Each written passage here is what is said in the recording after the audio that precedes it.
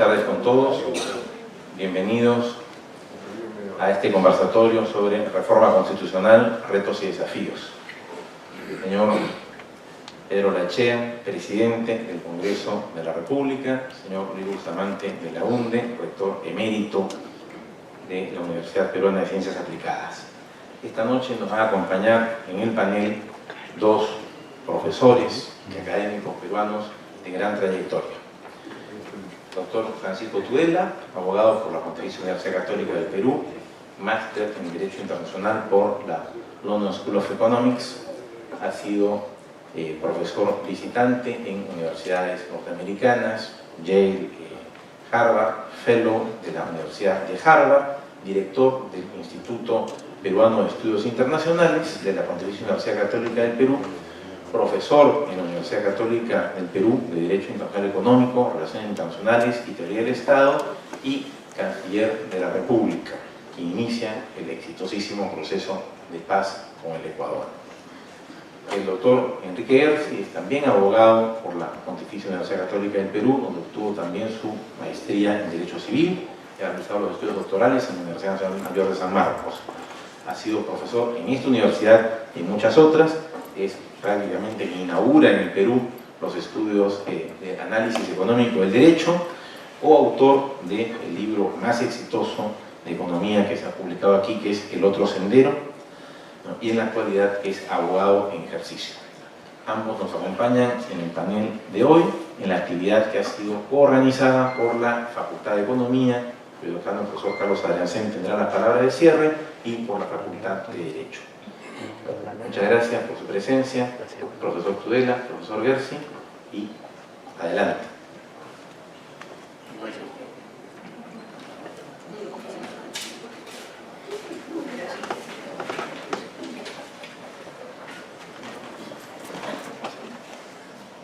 Muy buenas tardes.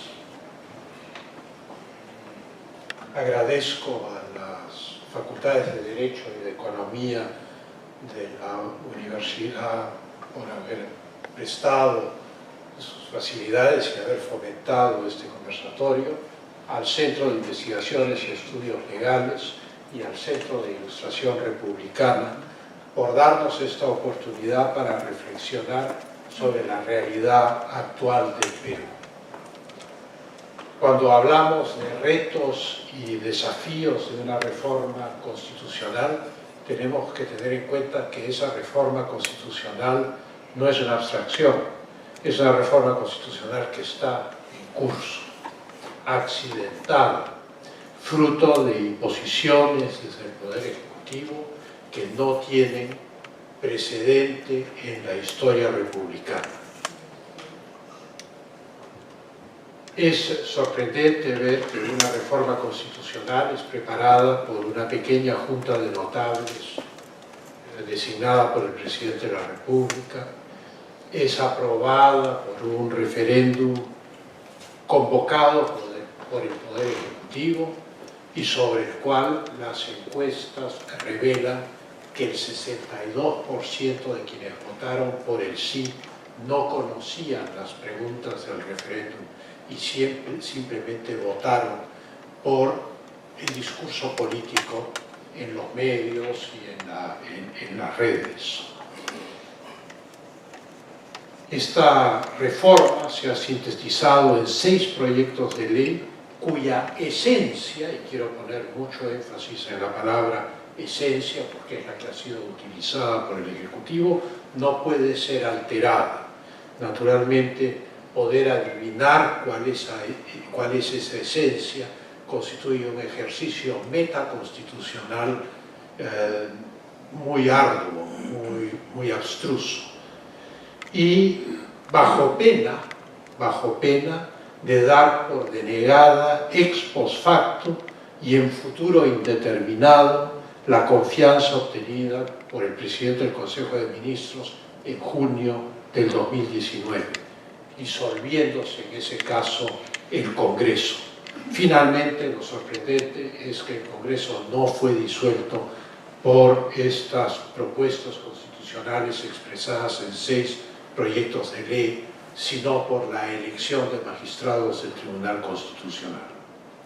Antes de hablar de retos y desafíos constitucionales, es bueno definir de qué estamos hablando. ¿Qué se entiende o debería entenderse por régimen constitucional?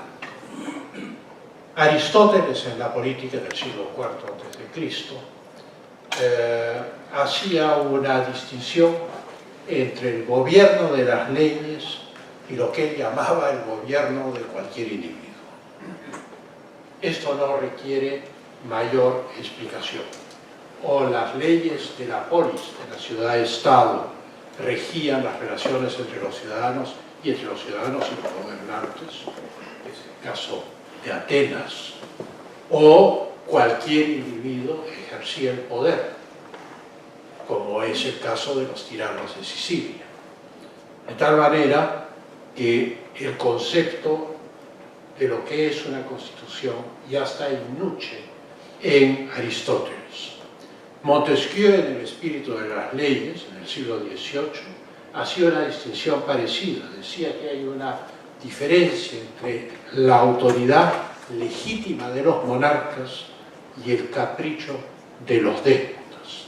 Además de su planteamiento de los tres poderes del Estado, que era la visión que él como francés tenía del funcionamiento del Parlamento, del Poder Judicial y de la Corona en Inglaterra.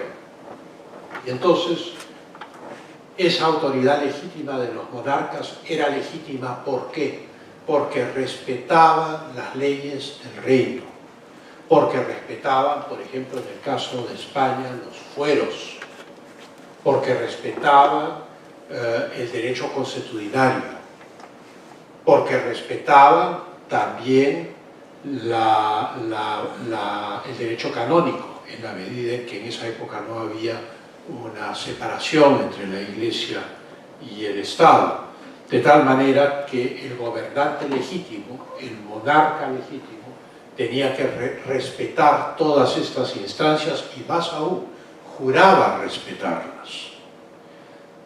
El capricho de los déspotas no tenía ninguno de estos requisitos y las monarquías europeas irán deslizándose a partir del siglo XVII y el final de las guerras de religión hacia el absolutismo y hacia el despotismo.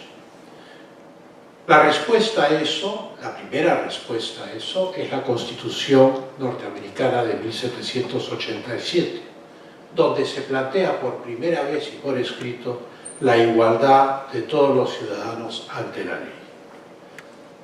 La Constitución norteamericana tiene sus fundamentos, primero, en un ideal de racionalidad que proviene en gran parte de Locke, pero también de Montesquieu, de Cicerón, de Aristóteles y de toda la cultura clásica de quienes redactan esa Constitución y que está en el Federalista, donde se ve a Jefferson, a Jay, a Hamilton, mantener un debate en el cual muchísimos de estos conceptos son expresados, ¿no? Y también fundaba en el derecho natural, en la equidad y en la rectitud moral.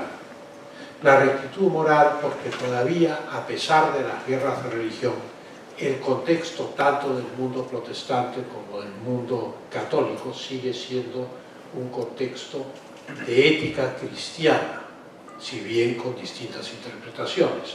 Y lo mismo se aplica al mundo griego y ruso ortodoxo. Benjamin Constant, en el siglo XIX, que es el teórico más importante del constitucionalismo francés, diferencia la filosofía constitucional liberal de lo que él llama la doctrina legicentrista. El contenido de la Constitución, dice Constant, son los principios de libertad que garantizan la libertad jurídica y constituye, dice Constant, un acto de desafío al poder político. Esto es lo fundamental para Constant, no es el derecho positivo ni la técnica constitucional en la cual, como se piensa mucho hoy en día, se regula el funcionamiento de las constituciones como quien regula el funcionamiento de un reloj que marcha o muy adelantado o muy atrasado, y entonces un relojero va regulando, en el caso de una Constitución, legislativamente la marcha de la Constitución. Lo importante para Constant son los principios que inspiran a la Constitución, no la técnica legislativa. No es que no sea importante la técnica legislativa, pero él se burla un poco de esto y plantea que hay una doctrina legicentrista, o sea que se centra únicamente en la regulación legal, pero hace caso omiso de los principios. Albert Dicey, que escribió la ley de la Constitución, profesor de Oxford y del London School of Economics hasta 1922, es a quien se le atribuye el término rule of law, el haberlo usado de manera sistemática en el sentido como lo entendemos hoy en día. Y acá viene una distinción muy importante con nuestro derecho. Una cosa es decir gobierno de la ley o de las leyes, y otra cosa es decir Estado de Derecho. Estado de Derecho es menos definido, como vamos a ver, que el concepto del rule of law, del explícito gobierno de las leyes, de la Constitución y de las leyes. Dicey naturalmente reflexiona y aplica el concepto norteamericano de la igualdad ante la ley al régimen parlamentario inglés, a las Cortes británicas, a la jurisprudencia, a los actos de la corona, del primer ministro, etc. ¿Cuál es la esencia del rule of law? ¿Cuál es la esencia de esta herencia anglosajona? Que es lo que nos permite saber a ciencia cierta, sin asomo de duda, qué está ocurriendo hoy en nuestro país, el Perú. La esencia es que el gobierno está sujeto a las leyes de la misma manera que los ciudadanos. El gobierno está sujeto a las leyes de la misma manera que los ciudadanos. Este es el corazón, este es el ser. Heidegger diría, este es el Dasein del concepto de igualdad ante la ley, tan tergiversado hoy en día por muchos ideólogos, porque no es una comparación entre ciudadanos. La igualdad ante la ley no es una comparación entre nosotros. A todos los que estamos acá nos puede detener a la salida un policía de tránsito y nos pide el SOAT, y si no lo tenemos al día estamos en graves problemas de distintos tipos, por desgracia. Pero la igualdad ante la ley a la cual se refiere el rule of law es la igualdad con el poder. Esto es la igualdad de los ciudadanos respecto al poder. El poder no tiene una ley especial para él. No puede actuar fácticamente. Hay una equiparación del poder político con los ciudadanos a través de la ley. Y esa es la esencia del concepto de igualdad de la ley en el rule of law. Claro que hay una igualdad entre todos los ciudadanos ante la ley, ante los tribunales, pero lo fundamental es la igualdad de los ciudadanos con quienes ejercen el poder. En la tradición continental no anglosajona hay el concepto del constitucionalismo y del Rechtsstaat.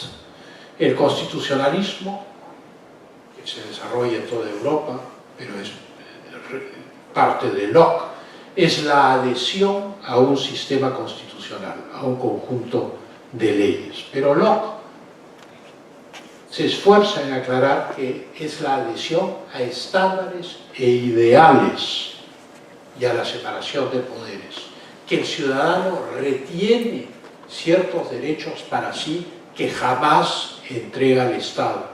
Entrega al Estado los derechos relativos, por ejemplo, a la seguridad pública, que nosotros hemos entregado a nuestro Estado, que hace reformas constitucionales en vez de salvaguardar nuestra seguridad. Simultáneamente, el constitucionalismo tiene una evolución, sobre todo en Francia, en la cual se va considerando cada vez más el contenido filosófico de la Constitución, el contenido ético, los principios de la Constitución, como literatura, que es el término que Henriot, el constitucionalista, utiliza, y se pasa a una visión positivista de técnica legislativa y nace la especialidad del derecho constitucional. En tiempos de Montesquieu, en tiempos de Locke, en tiempos de los redactores de la Constitución americana, hubiera sido inconcebible que hubiese una junta de notables o de especialistas que redactaran un texto legal haciendo abstracción de los principios filosóficos que dieron origen a la Constitución política del Estado. Ese es el reto y el desafío al cual nos enfrentamos hoy. Naturalmente, esta dimensión filosófica y moral va encogiéndose y, naturalmente, estos constitucionalistas franceses de finales del XIX insisten en lo que Constant había llamado el legicentrismo y desarrollan el constitucionalismo como un ejercicio positivista, esto es, de la ley aplicada solo en cuanto ley. La filosofía es literatura, la naturaleza humana es literatura, los derechos naturales inherentes a la persona que informan a la Constitución americana, por ejemplo, son literatura. Naturalmente, en paralelo se va produciendo en el mundo germánico el desarrollo del concepto del Rechtsstaat. Y el Rechtsstaat, el Estado de Derecho, llega a su apogeo con Kelsen, en Austria, en los años 20. Es el Estado legal, pero ya no interesa los principios que lo informan. Tan Estado legal es el de la Constitución americana de 1787 como el de la Constitución de la Unión Soviética de Brezhnev de 1977. Ninguna diferencia. Es un Estado legal, un Estado de justicia y la supremacía de la Constitución. Kelsen hace una diferencia entre la Grundnorm y el poder constituyente. ¿Qué es la Grundnorm? La Grundnorm es lo que él llama la norma fundacional, con la cual él no quiere tener nada que ver. La Grundnorm no es derecho, es solo con el poder constituyente que empieza el derecho. Pero la Grundnorm es justamente la decisión política y filosófica que da origen al orden constitucional. Las convicciones que dan origen al orden constitucional. Es un legicentrista, nuevamente utilizando el término de Constant, sin axiología ni principios objetivos. Lo único que importa es la ley puesta, positum, de ahí positivismo. En un ensayo muy interesante de Kelsen, ¿qué es la libertad?, Kelsen hace una serie de digresiones sobre la libertad, los distintos tipos de constitución, etc., pero concluye este ensayo diciendo que él escoge la democracia representativa porque es el sistema dentro del cual él se siente cómodo. Es el sistema que le conviene a él, lo que significa que si sus convicciones eran otras o su posición en la vida era otra, de repente le hubiese convenido estar bajo el régimen legal de la Italia fascista o el régimen legal de la Unión Soviética. De tal manera que los principios que informan la Constitución devienen en subjetivos y la técnica legislativa es lo que es presentado a los ciudadanos como el elemento principal. En el Perú hoy es obvio que no existe igualdad ante la ley. Ergo, el poder político no está sujeto a las leyes de la misma manera que nosotros estamos sujetos a las leyes. Y esto por un planteamiento del presidente de la República. Esto es, la denegación fáctica de la confianza del Congreso es un imposible constitucional. Fáctica significa de hecho. Toda relación jurídica en el rule of law, en el Estado de Derecho, como decimos en el Perú, es necesariamente una relación de igualdad ante la ley, y de igualdad ante la ley del poder con los ciudadanos. Pero resulta que el poder ya actúa no de jure, no de acuerdo a las leyes, que es el patrón objetivo de la igualdad, sino que actúa fácticamente, según su parecer, según su capricho. Diría Montesquieu, el déspota actúa según su capricho.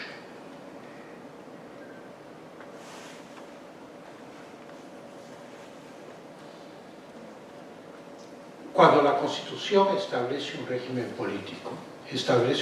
político de jure. Y toda la estructura legal que se desprende de ese régimen también es de jure. Y la jurisprudencia judicial también es de jure. Y las sentencias judiciales también son de jure. ¿Qué les parecería a ustedes si en un juicio que ustedes tienen, el juez falla contra ustedes, contra derecho, y dice que ha tomado una decisión fáctica por la cual ustedes no tienen derecho a lo que reclaman? Eso es exactamente lo que ha sucedido en el Perú. Más aún, ha tenido antecedentes de una forma autoritaria, digamos, de libro de ciencia política. Las preguntas del referéndum del año 2018, de diciembre de 2018, fueron elaboradas por personas escogidas por el presidente de la República.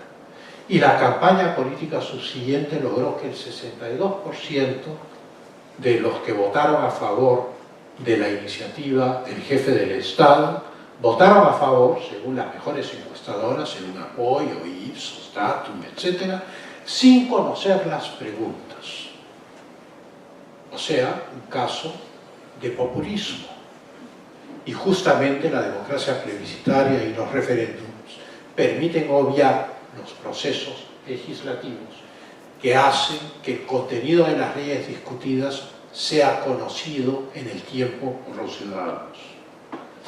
Esas 6 iniciativas legislativas trataban sobre la financiación de los partidos políticos, que es, dicho sea de paso, materia extraconstitucional, la no reelección inmediata, que estaba destinada únicamente a desbancar a los enemigos políticos del gobierno, sin calcular el daño futuro, independientemente de esos partidos, que se hacía a la estructura del país, sin calcular el daño que se hacía a la posibilidad de estructurar partidos políticos con liderazgos activos.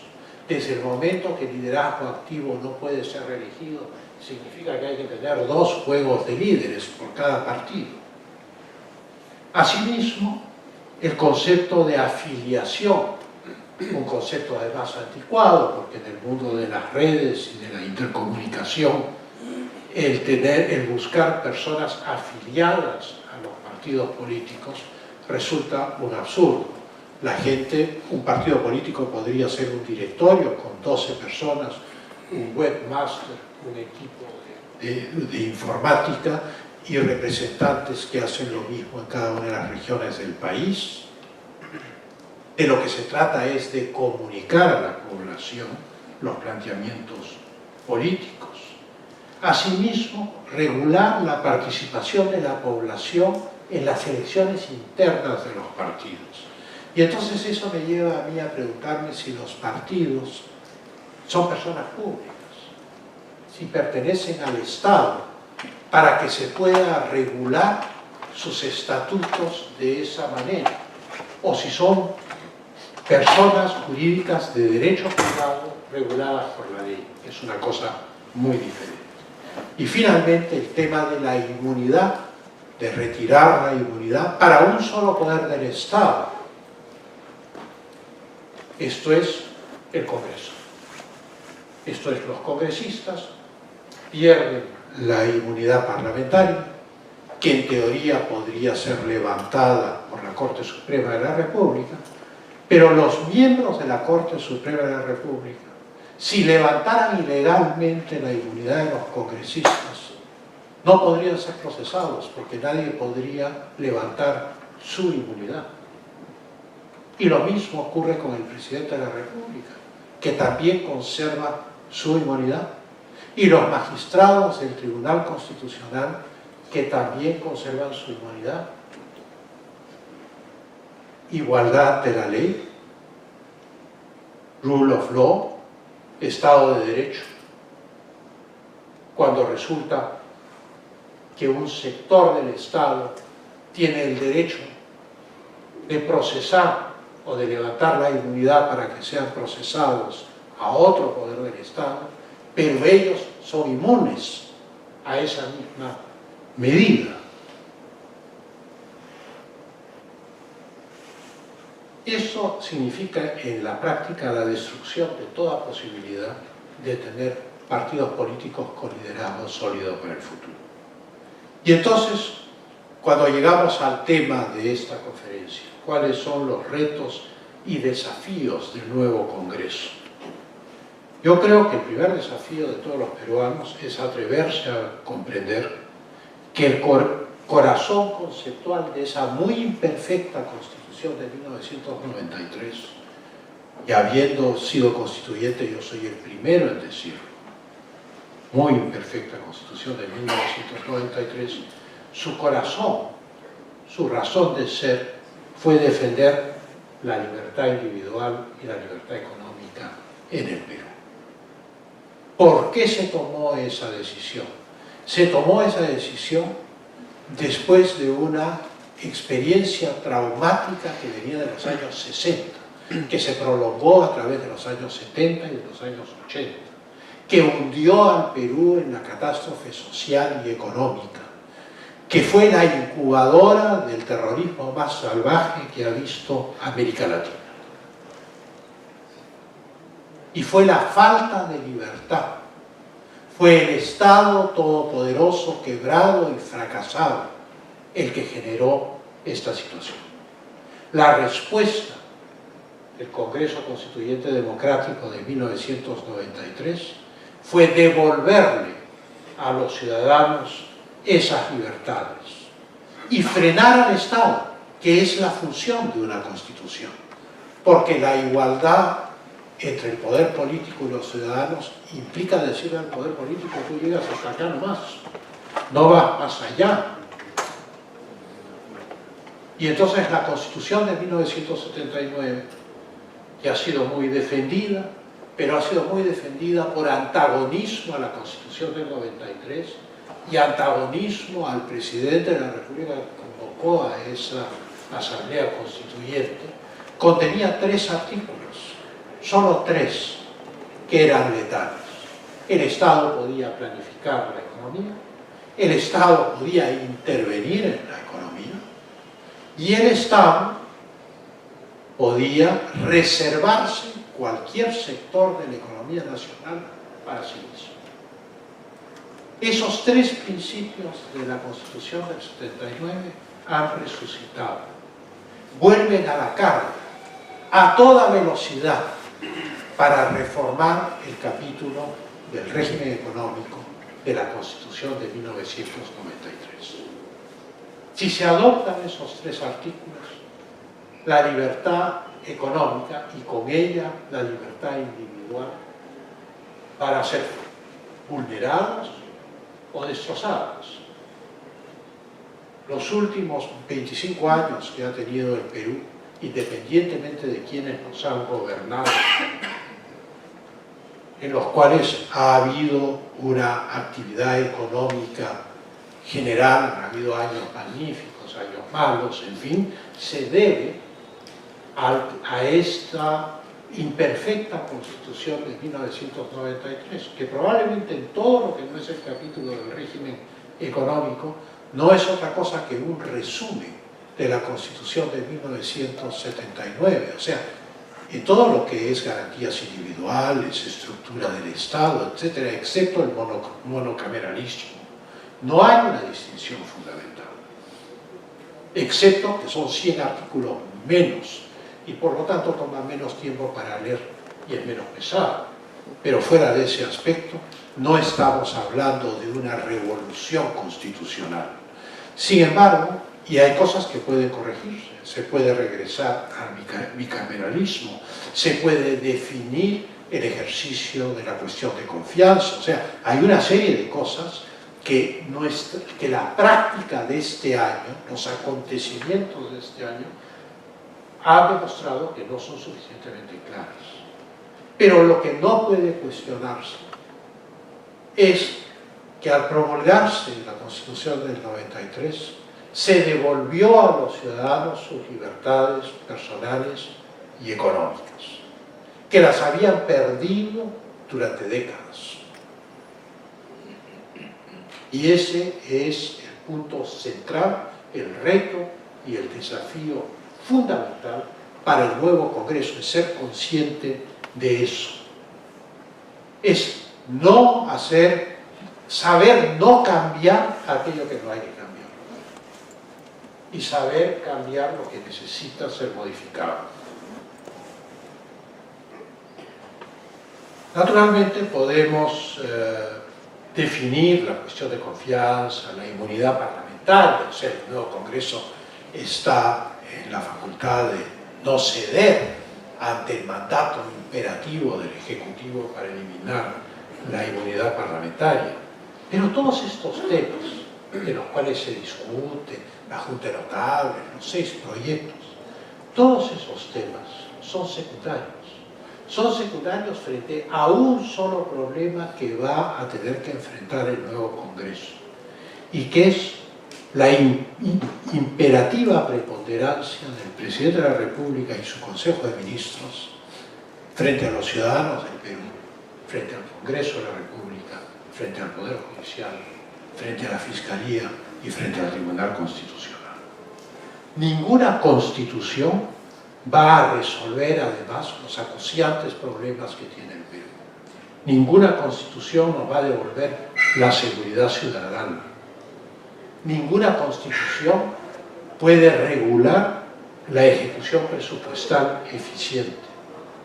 Ninguna constitución puede lograr que la lucha anticorrupción, la lucha contra la corrupción, sea eficaz y dé grandes resultados. Ningún texto constitucional va a suprimir la informalidad por arte de magia. Eso es una imposibilidad. Todos estos temas que estoy mencionando no los resuelve el matrimonio de la tinta con el papel.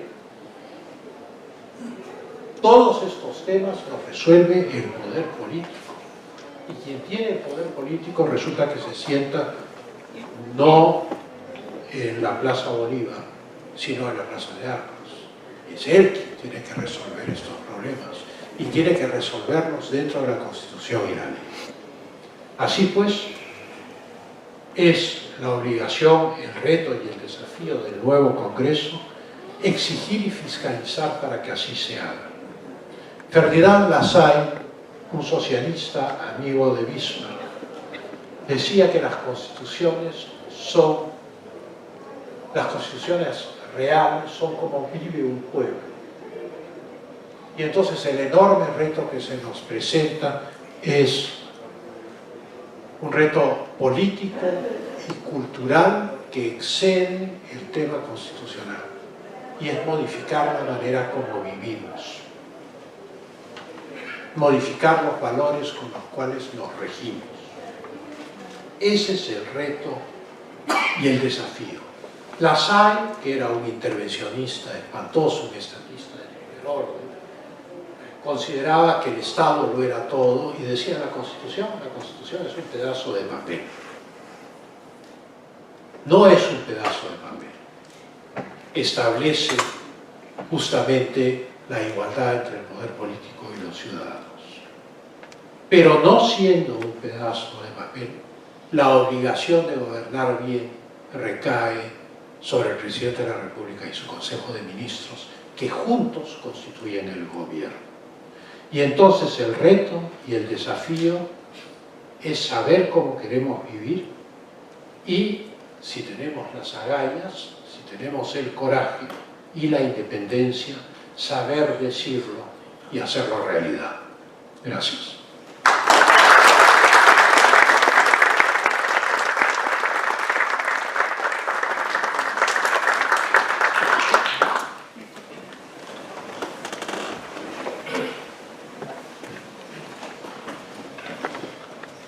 Quiero en primer lugar agradecer a la universidad, al señor decano de la Facultad de Economía, al señor decano de la Facultad de Derecho, rector emérito y a todos ustedes por su presencia.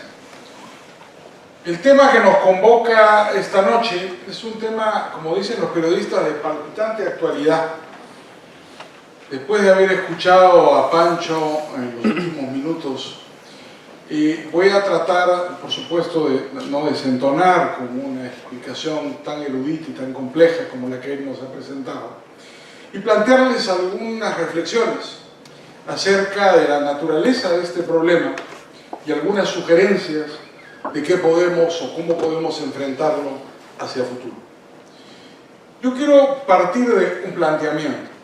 El planteamiento es el siguiente. Una de las confusiones más notables de la política contemporánea consiste en confundir, valga la redundancia, la realidad con la Constitución.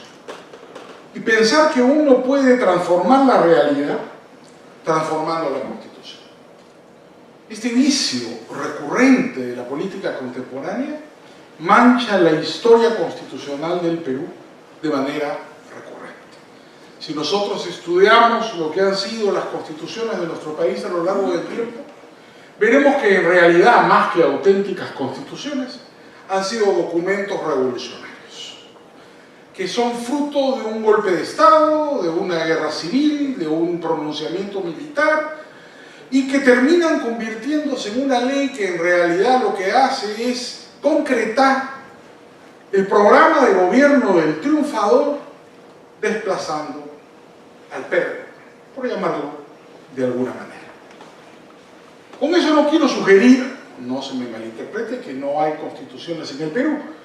Alguna persona podría pensarlo. Recuerdo haber tenido esta discusión hace muchos años cuando trabajé en la prensa con Enrique Chirino Soto, distinguido constitucionalista, él mismo, constituyente 2 veces, hijo de constituyente y querido amigo y jefe, con el cual teníamos grandes debates acerca del carácter constitucional del Perú, y él sostenía la tesis de que en realidad en el Perú no había constitución, que solo había la constitución histórica, que todo lo demás eran no otra cosa más que documentos revolucionarios, que expresaban en mayor o en menor medida la única constitución existente, que es la histórica.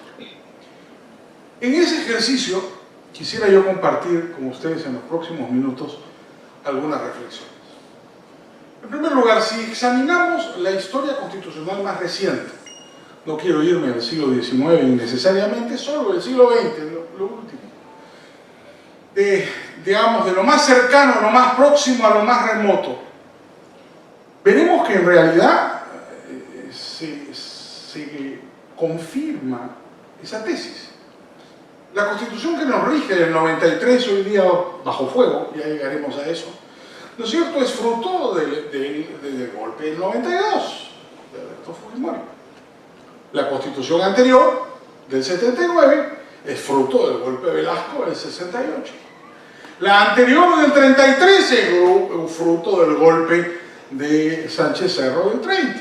Y la anterior, del 20, fruto del golpe de Estado de Leguía de 1919. Golpe de Estado muy particular porque era presidente electo de la República, de manera que los golpes fácticos son más antiguos de lo que pensamos. Un presidente electo echó al presidente de la República y se anticipó. Y además, la última situación de disolución del Congreso no ha sido la primera en nuestra historia en la cual la policía disuelve el Congreso. En ese caso, en el golpe de 1919, fue la gendarmería la que da el golpe de Estado junto con Leguía. Si examinamos entonces las constituciones solo del siglo XX, veremos en realidad que son documentos revolucionarios. Eso no quita, y llegaré a eso, sé que le puede dar angustia al señor decano de Economía, que haya constituciones más eficientes que otras. Eso no quita, en general, que haya leyes más eficientes que otras. Pero creo que el problema de legitimidad política es consustancial al, entre comillas, constitucionalismo peruano. Difícilmente se puede pensar en una constitución en el Perú como han sido procesos constitucionales, no digamos el americano, que fue complejo y largo, pero con procesos constitucionales, por ejemplo, en el derecho comparado, que han dado lugar a constituciones duraderas e importantes. No me voy lejos, el caso de Argentina, que logró tener en la Constitución de Alberdi de 1853 una constitución que duró más de un siglo y tuvo grandes consecuencias económicas en su momento para la Argentina. De manera que en el Perú hemos tenido este vaivén de constituciones que refleja en realidad un vaivén político.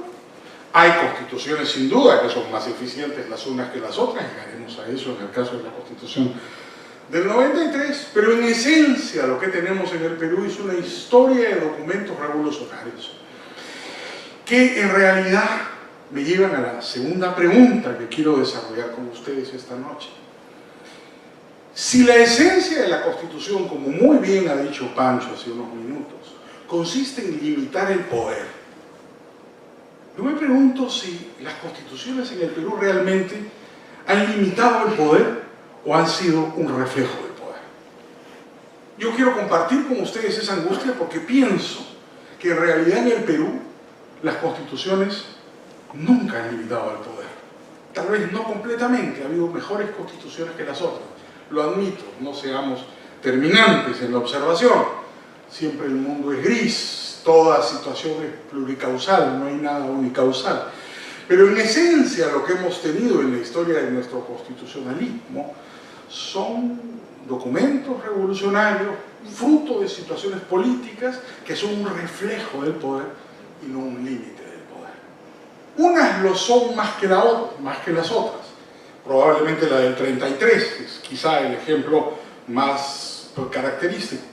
La del 20 también, la Constitución de 1860, que fue desplazada por la del 20, fue una constitución que en general los constitucionalistas consideran bastante buena. La Constitución del 20 es una constitución bastante más autoritaria y la del 33 es ciertamente más. Pero no cabe duda que había diferencias entre ellas, que eran las diferencias políticas de los tiempos. Entonces, si hemos de partir por tratar de estudiar el problema del constitucionalismo como un problema de la administración del poder en una sociedad y en cómo se limita o se ejerce el poder en esa sociedad, no podemos ignorar el hecho evidente de que el constitucionalismo peruano es fundamentalmente la definición del poder, ¿no? El poder ha logrado, ¿no es cierto?, controlar la producción de las leyes independientemente de quién lo ejerciera. Si tratamos de hacer una teoría positiva, llamémosle de esa manera, del constitucionalismo, lo que tenemos es eso, ¿no es cierto? El constitucionalismo expresa en el Perú el ejercicio del poder y no la limitación del poder. Eso nos lleva también, por supuesto, al problema de qué tipo de constitucionalismo tenemos en el Perú. Ya lo adelantó Pancho, comparto plenamente su punto de vista. Hay que distinguir claramente entre el constitucionalismo de tipo anglosajón, donde la idea es el gobierno de la ley o del derecho, el rule of law, frente a la idea del Rechtsstaat, el Estado de Derecho de origen germano o europeo. Y esa diferencia no es solamente una diferencia de tradición jurídica. A la hora de discutir acerca de la limitación del poder, los diferentes sistemas constitucionales cobran una relevancia muy importante. El rule of law, sistema anglosajón, el sistema constitucional anglosajón, en realidad es la consecuencia de una estructura política competitiva. Si ustedes tienen un Estado organizado descentralizadamente y competitivamente, el resultado es el rule of law. En cambio, el Rechtsstaat, el concepto de Estado de Derecho, es un producto deliberado de la autoridad estatal, donde un grupo político, los constituyentes, deliberadamente crean un orden constitucional y lo imponen a través del monopolio de la fuerza sobre su sociedad. Es decir, en un caso rule es un efecto de la estructura institucional competitiva de un país. En el otro caso, el Estado de Derecho es la consecuencia, digamos, la causa es consecuencia del monopolio institucional. El Estado el que trata de imponer un sistema político a su sociedad. Y eso, como dirían los muchachos de la Juventud Comunista Revolucionaria en mi época, eso no es casual, compañero, ¿no es cierto? Porque eso claramente responde a una determinada visión del derecho y a una determinada manera de ejercer el poder político. Yo creo que más allá de una visión puramente positivista del sistema jurídico y las normas en un país, a la hora que examinamos lo que realmente sucede en una sociedad, yo creo que nos vamos a aproximar a la idea de que frente a la Constitución escrita, la Constitución histórica termina imponiéndose. Es un desafío que, por ejemplo, estudiantes de Derecho que están en este salón esta tarde podrían convertir en una interesantísima tesis, tratar de encontrar en la experiencia popular, en la experiencia de gobierno y de administración del poder en el país, cuál es la Constitución histórica del Perú. Lo que pasa es que seguramente no nos va a gustar, porque vamos a descubrir algunas cosas, como que cuando hay conflicto entre poderes del Estado, gana el presidente, porque siempre ha sido así. Bueno, hay una pequeña excepción, el primer gobierno bíblico, perdón, el gobierno bíblico, el primer gobierno de Benavides, que lo echa el Congreso bíblico, ¿no? En general, la regla de la Constitución histórica es esa. Y podemos encontrar algunas más, todas tributarias de la concentración del poder y la concentración de la autoridad. Por eso, cuando trato de explicar esta idea, yo siempre recuerdo una historia que me parece que, no obstante ser una historia, es bastante ejemplificativa del punto que quiero hacer en esta exposición. Seguramente todos ustedes, algunos más antiguos como yo, recordarán Perú quiere la historia, o le atribuye la historia al mariscal Óscar Herrera de Benavides, una frase muy famosa, haber dicho alguna vez: a mis amigos todo, a mis enemigos la ley. Cada vez que yo he tratado de explicar esta idea de que las constituciones son documentos revolucionarios, de que lo que importa es limitar el poder, no reflejar el poder, he tratado de utilizar esta frase como un ejemplo precisamente de esa tradición política, esa constitución histórica, según la cual a mis amigos todo, a mis enemigos la ley. Y he tenido la atrevida idea de recordar esta frase en distintos auditorios. Y me ha sucedido algo muy singular. Lo he apuntado además en una fichita para no olvidarme. He contado esta historia varias veces en distintos países, ¿no? Con alguna frustración, tengo que confesar. Una vez estaba en Argentina, peregrina idea la mía, se me ocurrió contar esta historia. No terminé de hablar y en Tucumán, me acuerdo, un tucumano me levantó la mano y me dijo: no, che, estás equivocado. Fue Perón. Y en realidad me dio un golpe muy duro, porque había video, y está ahí en Google, lo pueden encontrar. La frase de Perón es, sin embargo, más dramática que la que le atribuyen a Mariscal Benavides. La frase de Perón es: a mis amigos todo, a mis enemigos ni justicia. Frente al testimonio, además, gráfico de tener un video con Perón diciéndolo con ese tono terminante de dictador, me quedó muy poco que añadir, simplemente decir: tiene usted razón. Como soy un poco persistente, tal vez necio, volví a repetir el mismo cuento en Brasil. Y fui interrumpido por Roberto Campos, querido amigo, ex senador por Marañón, ministro de Economía, autor del milagro brasileño de los años 60 en el gobierno de Castelo Branco. Y el viejo Campos me dice: no, Guerra, si usted está equivocado. Ese fue en persona Getúlio Vargas. Y dijo exactamente eso: mis amigos todos, mis enemigos la ley. Después se pregunté, bueno, si lo decía Campos, no había testimonio gráfico, no había un video, pero ya que más podía añadir, simplemente añadí esta historia a esta exposición.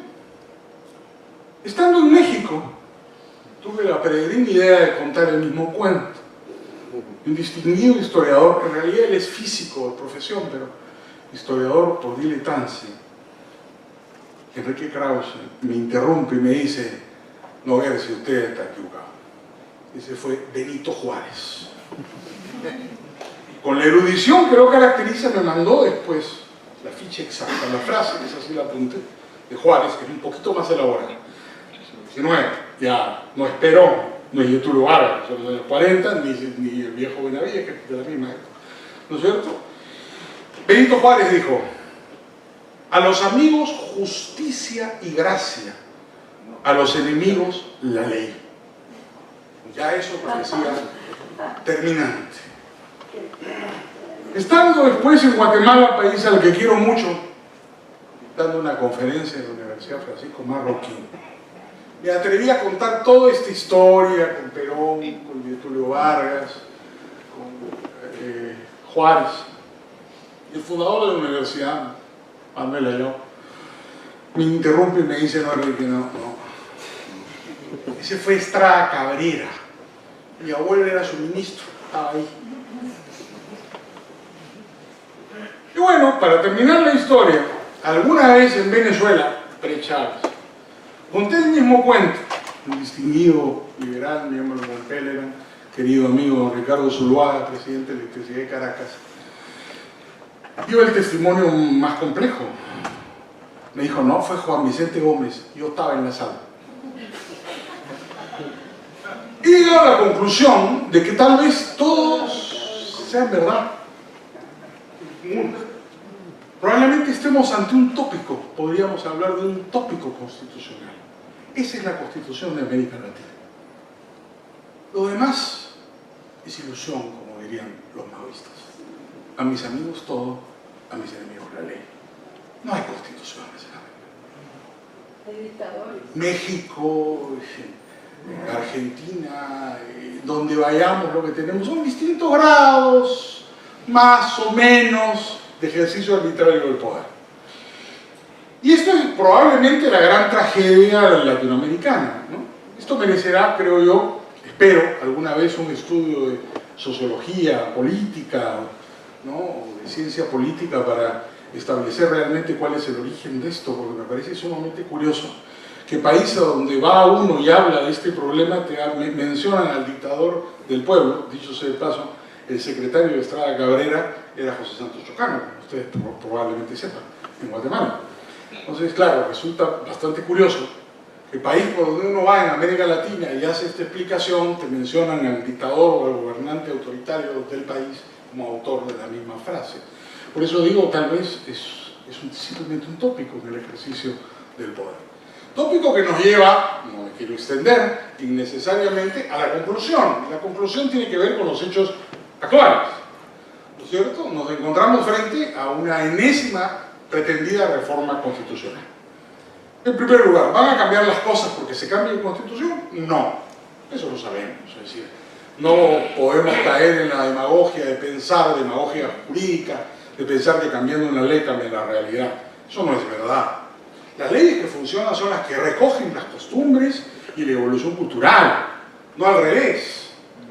La ley que funciona es aquella que descubre el derecho, no que lo trata de imponer. El derecho vive, anida en el espíritu del pueblo, como decía Savigny. Entonces, todo lo demás no es sino una imposición arbitraria de criterios políticos que duran un tiempo hasta que el siguiente grupo político que toma el control del país lo reemplaza por sus puntos de vista. Entonces, así no estamos construyendo constitucionalismo. Enfrentar en ese contexto cultural una reforma constitucional, comprenderán ustedes, es particularmente peligroso y llena de angustia. La Constitución del 93 tiene su propia historia, no la voy a repetir. Pancho la ha desarrollado bastante bien, además él ha sido un partícipe de esa historia, de manera que su testimonio es de primera mano. Yo creo que lo importante, además, para nosotros es retener 2 o 3 ideas. Difícilmente uno encuentra en el constitucionalismo comparado constituciones con capítulo económico. Ustedes ven las grandes constituciones del mundo, eso no existe. Las grandes constituciones del mundo son documentos muy breves, con declaraciones de derechos muy generales, con reglas muy simples del ejercicio del poder. Esa minuciosidad que existe en la Constitución peruana, en el capítulo económico, es en realidad, obviamente, una reacción a lo que fue una experiencia económica fracasada, ineficiente, nefasta, de 40 años de intervencionismo estatal en el país, y por eso hay artículos, creo yo, en el capítulo económico de la Constitución, que son claves como el 60, que establece la intangibilidad de los contratos.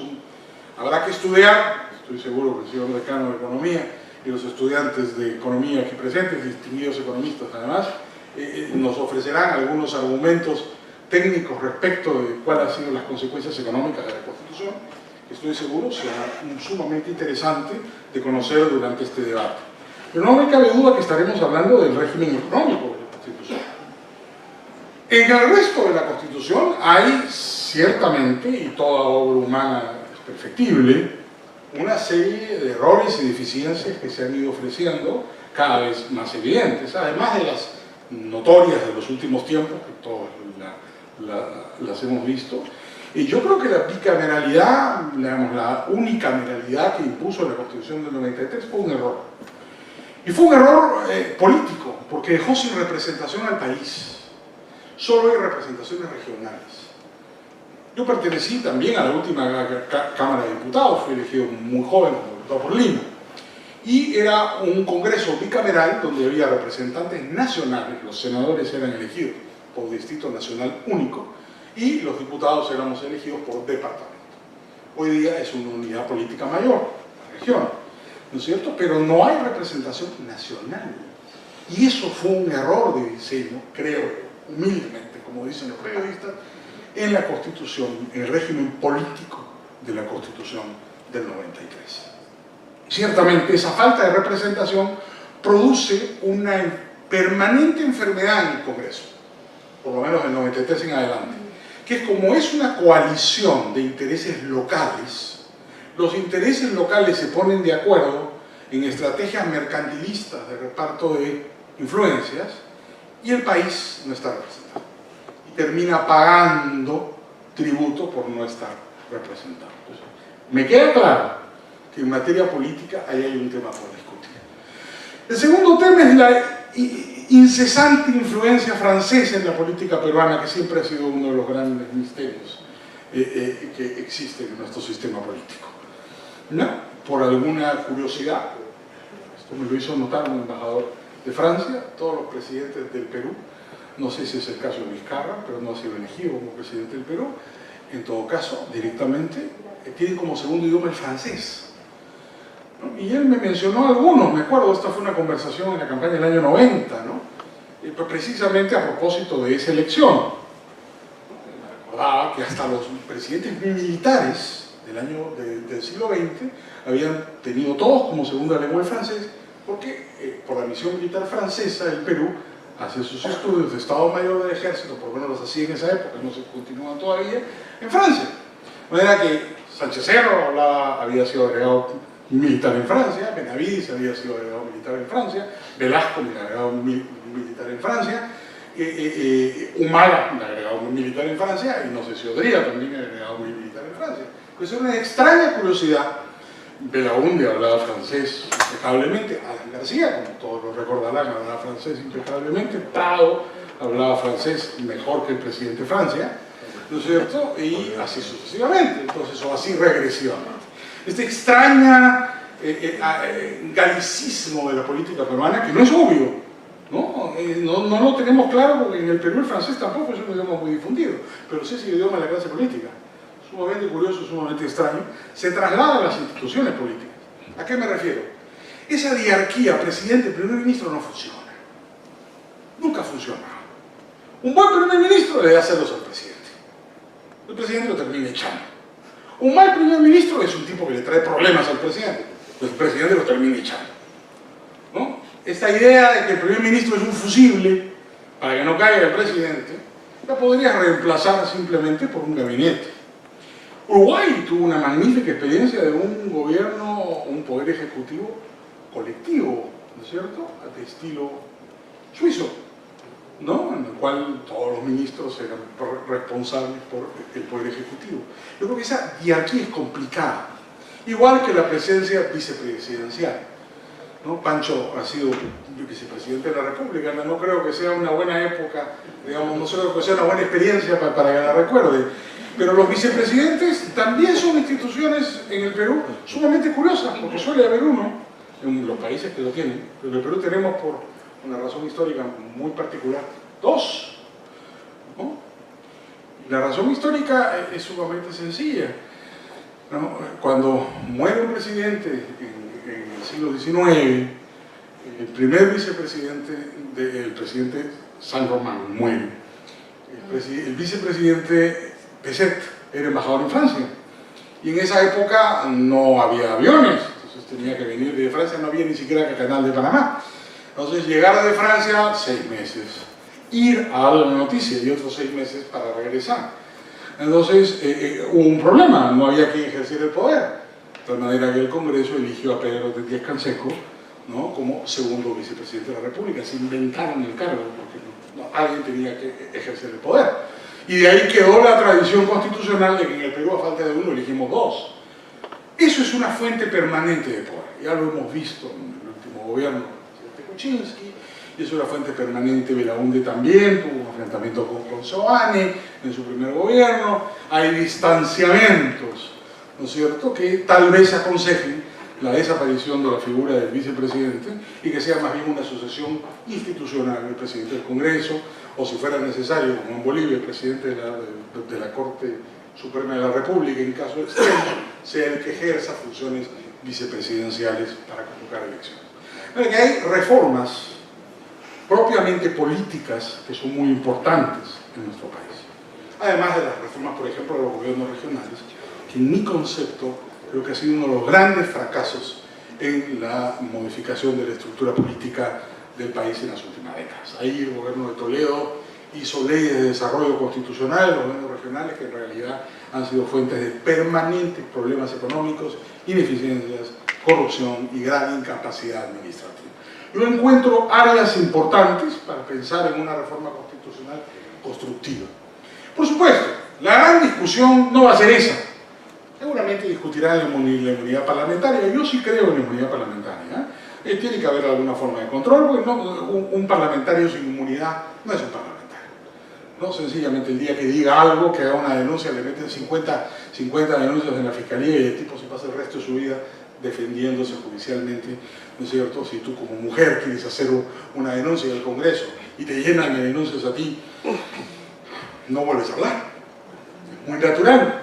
Entonces yo sí creo que ahí se está haciendo demagogia política y no debería ocurrir. Pero la gran discusión, me temo, no va a ser de tipo política, la discusión va a ser de tipo del régimen económico de la Constitución. Y creo que esa es una discusión que se nos viene. Yo no temo a ella, ¿eh? Yo creo que hay que tener esa discusión, creo que hay que demostrar las consecuencias positivas que ha tenido la Constitución, que efectivamente las ha tenido. No hay que tener temor a hacer modificaciones. Yo propongo una, ¿es cierto?, que alguna gente considera muy radical, a mis amigos mineros no les gusta, pero no importa, ¿no? Yo creo que la gran reforma constitucional en el Perú es una, económica, devolver el subsuelo a los pobres del Perú, y que el dueño de la superficie sea el dueño de la riqueza mineral que está abajo. Ese día se acabó la violencia antiminera, se acabó la izquierda peruana. Ya que los pobres del Perú sean los dueños de la inmensa y gigantesca riqueza mineral, petrolífera y gasífera del Perú, el Perú cambiará sensiblemente. Además, como una idea que la tiro ahí, ya sé que me estoy pasando, termino en 2 minutos, como una idea, señor decano, ya que hablábamos arriba mientras estábamos esperando para venir la conferencia de cómo financiar sistemas alternativos de seguridad social, pienso en el Fondo Soberano Noruego. Si le entregamos a las comunidades y a los propietarios de las chacras y los fondos de las tierras de los Andes, la propiedad del subsuelo, ¿no?, para que ellos libremente lleguen y negocien un acuerdo con las mineras y reciban el pago, ¿no es cierto?, de una regalía por ello, igual tendrán que tributar, igual que tendrán que pagar todo su canon. Bueno, ¿por qué no utilizamos todo ese dinero para hacer un fondo como el Fondo Soberano? Y de ahí se financia la seguridad social, que el Estado le devuelva algo al pueblo, que no se lo tiene, que no se lo quede en el bolsillo en obras inútiles, en armamento que no servirá para absolutamente nada, en aviones que no irán a ninguna guerra, ¿no es cierto?, y en una policía a la que le tememos en lugar de que nos proteja, ¿no? Entonces ahí tenemos un fondo enorme de dinero que perfectamente podría utilizarse para financiar la seguridad social de todos los peruanos y de esa manera, creo yo, contribuir, devolverle al pueblo, ¿no es cierto?, parte de esa gigantesca riqueza mineral. ¿Cuál es la diferencia entre encontrar oro en el Perú y encontrar oro en California? ¿O cuál es la diferencia de encontrar petróleo en el Perú y encontrar petróleo en Texas? Que en el Perú eres pobre porque te lo quita el gobierno, y en Texas eres rico porque es tuyo. Entonces, el gran problema, y eso es algo que los políticos muchas veces, y hago acto de contrición, yo fui político y ahora me porto bien, ¿eh? Ya no puedo ser así. Soy abogado, no sé si es mejor. No, pero la gran diferencia es esa, ¿no es cierto? Es decir, tú encuentras oro en California, es tuyo. Tú negocias con quien te da la gana. Y si no lo quieres explotar, como hay algunas comunidades que dicen, yo no quiero que lo explote, bueno, te sientas encima, pues. No lo explotes. Es tuyo. El derecho de propiedad debidamente definido. Que hagan lo que quieran. Les garantizo que lo van a explotar. Y les garantizo además que nadie lo va a explotar. En el sentido marxista del término. Porque claro, hay mucha gente que dice, ¿cómo vamos a entregarle a los pobres si son ignorantes el manejo de esta gigantesca riqueza mineral? Bueno, estoy seguro que los mejores asesores del Perú, en lugar de estar al servicio de las mineras, se pondrán al servicio de las comunidades, ¿no es cierto? Porque el gran negocio será de abogados, de economistas, de banqueros de inversión, representar a las comunidades, negociando con las mineras, magníficos contratos, donde hay estupendas regalías, una participación en utilidades, y no la desdeñosa caridad que hoy día reciben por parte de la industria. ¿No? Esto es complicado, porque es en realidad el cambio de un paradigma, pero eso es un cambio que tiene que estar en la Constitución, porque es la Constitución la que dice que los recursos naturales en el Perú, ¿no es cierto?, son de la nación, es decir, de nadie. La típica tragedia de los comunes que vemos permanentemente en el medio ambiente peruano, en los bosques del Perú sobretalados, en los mares del Perú sobreexplotados, y en la minería informal que agobia el medio ambiente. Podríamos seguir hablando, la lista es importante y es larga, pero a mí las reformas que uno puede dar rienda suelta a su imaginación y proponer muchas, siempre me angustian, porque me angustian por una razón. Yo prefiero ser prudente, y la razón es que estas reformas se tienen que producir en el contexto de una tradición política y legal que en el Perú es la tradición de la concentración del poder y no de la limitación del poder. Pues darle mucho poder a una autoridad, darle mucho poder a alguien es siempre muy peligroso. Y en el Perú particularmente peligroso, porque el abuso y la arbitrariedad terminan convirtiéndose en la forma cotidiana de ejercicio de la autoridad. Y eso no es eficiente, no es moralmente justo, es absolutamente inconveniente, porque produce un incentivo a largo plazo entre jóvenes que piensan que esa es la forma de ejercer el poder, lo cual nos aleja ciertamente de las tradiciones democráticas más sensatas. En conclusión, ciertamente esta oportunidad para discutir una reforma constitucional más no debe ser una discusión trivial, ni demagógica. Va a haber todo tipo de debate, va a haber todo tipo de argumentos, no rehuyamos a él, enfrentemos esa discusión, porque tenemos grandes argumentos para mejorar no para retroceder. El Perú ha hecho progresos notables. El gran problema en la etapa actual, en mi concepto de la sociedad peruana, es que necesita reformas institucionales de segunda generación, que no se han hecho. Se han hecho reformas económicas, macro, en algunos temas, básicamente detenidas hace años, pero faltan las reformas institucionales de segunda generación, donde deberíamos incluir la discusión de alguna de estas reformas. Nuevamente les quiero agradecer por su amabilidad y a la universidad por su patrocinio. Muchas gracias.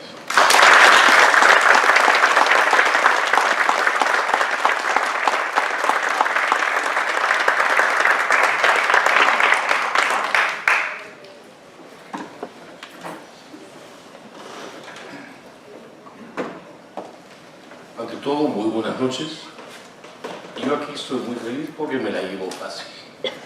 Digo 3 o 4 palabras, después de 2 brillantes exposiciones, y aludo a que soy economista y que los economistas hacemos todo económicamente y lo despacho. Pero lamentablemente, tamaños exposiciones y tamaño tema nos lleva a algunas reflexiones cortas. No voy a quitar mucho tiempo, pero lo primero es recordarnos dónde estamos. Estamos en un país muy pobre, su producto por persona en comparación al de un suizo es el 7%, casi somos tan graciosos como los chilenos que quieren jubilaciones de primer mundo y educación de primer mundo y todo de primer mundo teniendo ellos el 17%, 18% de PIB. Tenemos, como diría Vallejo, muchísimo por hacer. Y estas 2 brillantes exposiciones denotan que hay gente que es capaz de preguntarse hacia dónde vamos. Y el mismo título, Retos y desafíos del lado constitucional, es particularmente sugestivo. En los últimos años se me cayó el profesor de Historia Económica del Perú. No había quien poner. Entonces, todos sabían que para eso está el decano. Así que me puse a dictar un curso de Historia Económica y descubrí algo muy cierto. La mayor parte de las cosas que se dicen son falsas. El 67 no hubo devaluación, fue una revaluación. Actualmente se dice que la economía es dinámica y este año crecemos 1% con sesgo al alza. Eso de 3% con sesgo a la baja es una cosa muy simpática de la señorita que ha ocupado el puesto de ministra, pero vivimos en tiempos muy difíciles, el Perú ya no crece, casi estamos como Chile, que descubrió hace poco que tenía 10 años malos, con la complicidad de la izquierda y la derecha. La derecha, en Chile como en el Perú, dice que nos estamos manejando bien y que tenemos un modelo que hemos abandonado y que en el mejor de los casos hacemos a la mitad, y la izquierda dice, ven, con Mala no pasó nada, solo que no hemos vuelto a invertir y estamos con un crecimiento del 1%. Cada uno de los detalles de las exposiciones aquí me liberan de mayor explicación, pero quiero quedarme con la cita de Francisco Tudela de Thomas Locke y la frase de que las constituciones reflejan estándares e ideales. ¿Por qué? Porque discrepando respetuosamente con Enrique, se me ocurrió hacer, por mala insinuación de José Luis Sardón, un estudio comparativo de las performances económicas con regímenes constitucionales. Y lo único que descubrí es que las constituciones se afectan a la realidad o se asocian a realidades muy distintas. La espuria Constitución de 1979 es igual que la espuria del 93, tienen indicadores muy distintos de crecimiento, de inflación, de inversión. Las constituciones importan muchísimo. Y los retos y desafíos de lo que se haga ahora va a marcar la suerte del país. Tienen tasas de crecimiento, tasas de inflación, tasas de recaudación, y me hace recordar a Venezuela. Venezuela, señores, nunca se desarrolló por el petróleo. Eso es un mito. No van a haber jubilaciones por las rentas mineras. Hay jubilaciones cuando hay instituciones. Y me quedo nuevamente con Locke y la frase citada por el doctor Tudela: estándares ideales. Bueno, después de que descubrí que las constituciones importaban, o al menos encontré, me pregunté, ¿y cómo es esto?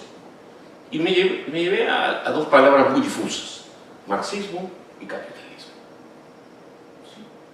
Levante la mano alguno de ustedes que sea marxista. Ninguno. No quieren ser marxistas, pero resulta ser que, como le dije alguna vez al cura Arana, el Fujimarato tuvo más de semi-marxista que de semi-liberal. Sí entendemos que el marxismo implica la negación del respeto a la propiedad privada, la erosión de la libertad económica y de la erosión de las libertades y derechos civiles. Algo muy concreto, cuantificable en múltiples encuestas. Descubrí que el Perú básicamente vive bajo estándares ideales marxistas mayormente, o semi-marxistas. Y esa es la madre del cordero. Los estándares ideales pesan. Nuevamente, tratando no de fastidiar, sino de coincidir con el doctor Tudela, me quedo con la observación que alguna vez leí cuando quise aprender algo de instituciones, o perdón, de constituciones, era de que en Europa el pueblo impone a los príncipes sus constituciones, y aquí los dictadores no las dan. Y básicamente en esa historia encontramos que una parte fundamental de arreglos políticos que tratan de corregir la marcha de un país de acuerdo a las ideas de un iluminado y no acotar al gobernante para que no abuse, aparece el capítulo económico, y coincido, es una tontera. Toda la Constitución del 60, toda la del 33 es un solo de capítulo económico. Nombraban hasta los obispos. No es casualidad que este sea un país muy pobre. Por lo tanto, contrapongo las dos cosas.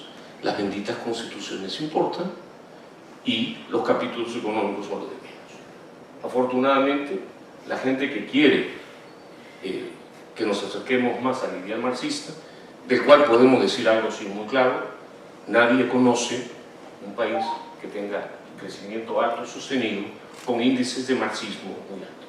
Nunca. Son una garantía.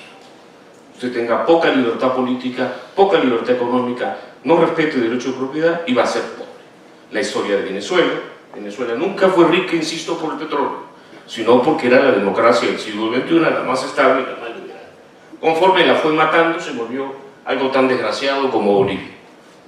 En una parte del mundo donde creemos que somos ricos siendo pobres, todos en América Latina, además de creer que para mis amigos hay que darle algo y a los otros la ley, también tenemos que decir que nos creemos ricos siendo ridículamente pobres y no entendiendo que el marxismo es un veneno que le estamos inoculando a nuestra gente discretamente.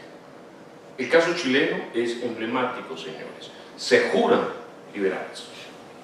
Si ustedes ven cómo se han erosionado libertades económicas y políticas en Chile y cómo se ha deteriorado económicamente, se dan cuenta que la gente está protestando con un poquito de plata, porque esas protestas son caras, pero con algún grado de frustración. Y acá también. Acá todavía decimos que tenemos un modelo económico liberal. Por favor, miren la evolución de los indicadores de libertad económica, miren el manejo económico, miren las cosas que van a plantear en esta Constitución. ¿Qué debemos hacer? Bueno, en la Facultad de Economía nos hemos metido al embarque de molestar a los abogados con una carrera de ciencias políticas. No decir lo que podemos decir, sino lo que podemos probar. Esto comienza en marzo y vamos a ver qué hacen estos chicos malvados al cabo de 5 años. Lo concreto es que a todos ellos les hubiera fascinado estar acá y escuchar a Francisco Tudela y Enrique Gerse tanto como me ha fascinado a mí. Así que les pido a todos un inmenso aplauso para dos brillantes expositores.